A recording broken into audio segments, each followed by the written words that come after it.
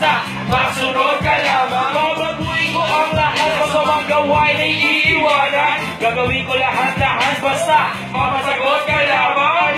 Kung ganyan ka na, hindi na kita mabibilisan. Hindi nga kita matalo-talo sa inuman. Uminom ka ay sagad, inaabot ang alas 4. Nakulang sina tayo, yari na naman ako sa kwarto. Harin! Siya ay magandang babae na lalaki pumulma. Asawa!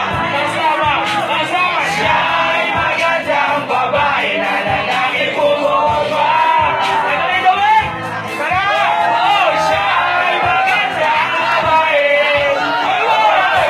Ang ganda-ganda mo! Ang ganda-ganda mo! Ang ganda-ganda mo!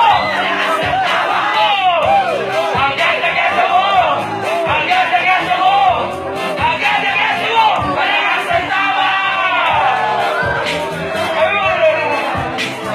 Siya ay magandang babae na lalaki pumulma. Everybody, siya